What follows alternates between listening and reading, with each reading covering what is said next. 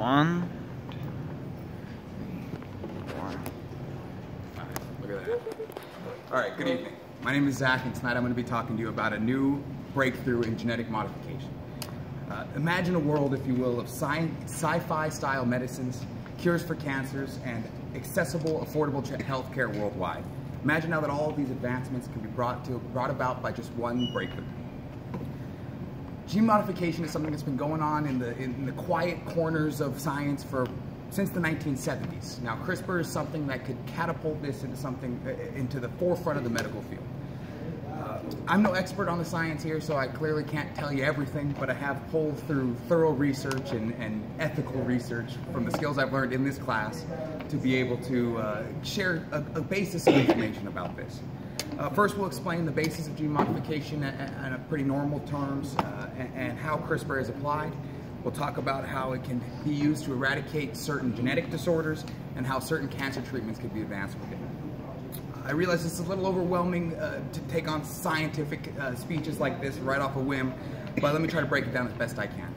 The acronym stands for Clustered Regularly Interspaced Short Palindromic Repeats, or basically short DNA sequences made up of very similar chemicals, just patterns of 3 or 4 chemicals in a row repeated over and over again. Now, this is significant because the basis of gene modification has relied on protein engineering, which is a very costly experience. What they need to do is to create a cell that has a very basic palindromic repeating pattern, just like CRISPR does. But CRISPR occurs naturally as a virus immune system, and for virtually no cost at all, scientists can have access to these types of genes. Beyond that, this gene has a natural defense system that is called the scissor molecule. What it does is it goes and attaches itself to a cell that it's genetically programmed to find, cuts through the DNA and RNA strands, and then even beyond that, in 2016 report by the founders of CRISPR, Jennifer Doudna and Emmanuel Carpenter, they found that the cells can then reattach themselves to the leftover cell material and mimic a healthy version of the original cell. Now, this can be applied to a few different types of medicines. First and foremost is genetic disorders. For example, the sickle cell trait is brought about by a single genetic mutation of a beta globin gene. Now, through fetal development, there's something called a gamma globin gene, very similar behaving protein that deactivates at birth. With CRISPR, you can deactivate the mutated beta globin gene and reactivate the deactivated gamma globin gene, thus rendering the sickle cell extinct, cured. This could be applied theoretically to other genetic diseases such as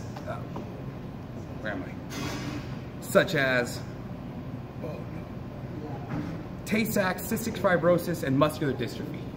Now, cancer is a far simpler process. You can biopsy healthy versions of infected cells. So if you have lung cancer, take healthy lung cells, program the CRISPR molecules to act the same way as the healthy lung cells, and also target cancerous cells, thus rendering them cured as well.